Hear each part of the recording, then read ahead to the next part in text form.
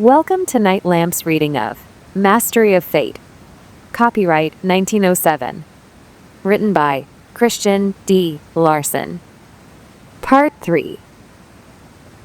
The statement that the conditions and circumstances of man's physical world are the direct or indirect effects of the active elements in his mental world is fully demonstrated by comparing the external and internal phases of life in any person. The correspondence between the two is exact. Every misfortune in the life of any individual, barring accidents produced by nature, can be traced to incompetence in some way, or to the misapplication of ability, and even those adverse conditions that come from nature's seeming irregularities can be wholly avoided through the development of superior insight. The largest number of misfortunes comes from doing the wrong thing at the wrong time, and this is caused by confusion in the mental world or by an obtuse judgment. The mind that is constantly in a state of poise and harmony judges well and will never misdirect any thought, force, or action. Therefore, by cultivating those states, anyone can gain the power to do the right thing at the right time. A great many conditions that surround the average individual are not produced by himself, and for this reason he does not hold himself responsible. But when a person enters circumstances that have been created by others, he simply enters something that corresponds with his own mental world. No person with normal mind will voluntarily enter conditions that are inferior, or that do not correspond in any way to himself. The fact that he accepts or borrows the environments produced by others proves that he either belongs there, or that he does not know where he belongs. When we enter blindly into disagreeable circumstances, our own blindness is at fault. Therefore, the external circumstance is the indirect effect of a certain action in our own minds. A person with great ability, who can practically apply his ability, will never be found at work where recompense is inadequate, though a person with great ability who does not possess the practical element may remain in a position that is inferior. In this case, ability is misdirected, and the person's own mentality is the indirect cause of the undesirable circumstance. The mind that is gentle, orderly, and beautiful in character will inspire admiration in many places where associations are exactly to his liking. He is wanted among the best of his kind, and has the privilege to select the characters of his social world. Others may call him fortunate, but he has attracted ideal associations because he himself can give ideal companionship. Having developed a worthy mind, he belongs where minds of worth congregate, and through such associations gains inspiration for the development of still greater worth. This not only promotes his advancement in his field of action, but enables him to attract, meet, and enjoy still better associations in the future. When a beautiful character is found among inferior associations, the cause is usually a lack of positive quality. A number of beautiful characters are purely negative, and are therefore hiding the greater part of their true worth. They are far better than they appear to be, and they possess more than they use. But as it is only what we use that counts, such characters will be found in associations that measure exactly, not with what they are, but with what they use and express. A genius may have no opportunity to employ his great ability, and if so, there is a reason. If he is really competent, there are 100 excellent places open to him. But if he is only genius and little or no talent, he is not competent. If he has only the capacity, but not the art of turning his power to practical use, he can do nothing of value. And it is results that merit the good places in life. His misfortune is therefore not due to any exterior adversity, but is caused directly by a state of his own mind. His misfortune, however, will vanish, and great and good things come instead, when he transforms his genius into talent and learns to do something that the world wants done. There is many a skilled workman who keeps himself down because he is constantly out of harmony with his associations.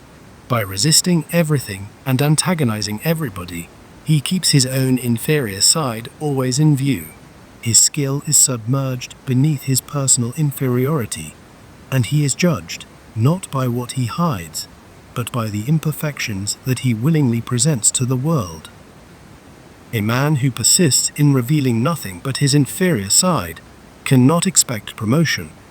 To promote such a man would be a loss to the institution, and those in authority usually feel this fact instinctively. Every enterprise is continued for results. Therefore, everything that interferes with results should be eliminated. To give a conspicuous place to someone who breeds discord, hatred, and confusion will positively interfere with results. Therefore, such a person does not justly deserve promotion, no matter how perfect his individual product may be. The man who is against the world will array the world against himself, and must take the consequences. His fate will not be pleasant, but he alone is to blame. To do good work is necessary, but it is also necessary to make good as a man, if the best places are to be secured. Therefore, hide your inferior side until you have destroyed it entirely. Surround your skillful labor with a personal atmosphere that breeds harmony, wholesomeness, and character, and the best position in your field of action will be open to you. There are thousands of people who claim they have not secured a fair chance. But if that be true, the mental worlds of those very persons are the causes. There is something in their mental makeup that places their ability and skill in a false light before the world. The same is true of the man who is constantly misunderstood. He is not revealing himself as he really is. His real nature is misdirected during the process of expression, and everybody is deceived. That something that produces the deception exists in the person's own mind, and so long as that something remains, he will misplace himself, and will not meet the friends nor the opportunities that really are his own. The misplacing of oneself is due to a lack of judgment, or to a malarrangement of one's personal powers and characteristics. But judgment can be remarkably improved in anyone through the development of original thinking and interior insight, and the various powers of the person can be placed in perfect order and harmony with each other through the practice of bringing out the greater possibilities in every phase of being. The habit of permitting everything we come in contact with to impress our minds and suggest this course or that method is responsible for a great deal of misdirected effort. Therefore, the attitude of self-supremacy becomes indispensable. A large number of people have been induced to enter circumstances where they do not belong, through the exercise of an abnormal sympathy. Such a sympathy, called forth by a few selfish friends, has also kept many a great mind working in a narrow field, while scores of large, and even extraordinary opportunities were constantly waiting. To correct this condition, train yourself to sympathize only with the superior side of people and the greater possibilities of things. When you sympathize naturally and constantly with the superior side of people, all the desires of mind will gradually fix their attention upon the superior. And when all the desires of mind desire the superior, you will be irresistibly drawn into superior association. And nothing, not even old abnormal sympathies, can keep you away from your own.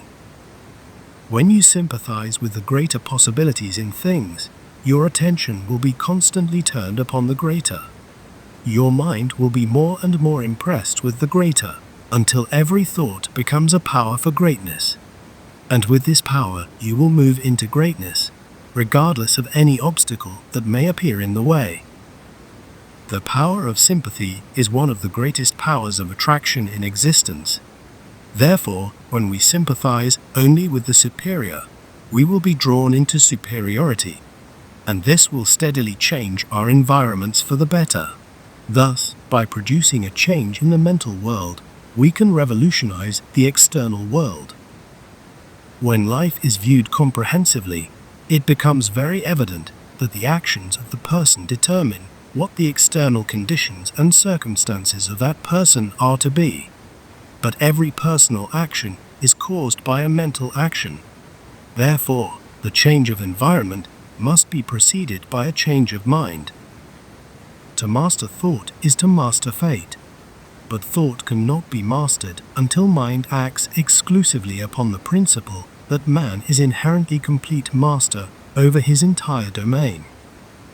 The strongest evidence that can be produced in favor of the statement that man's circumstances are caused by the active elements of his mental world is that of creative ability, because it is being demonstrated every day that the man with a strong creative mind has destiny at his feet.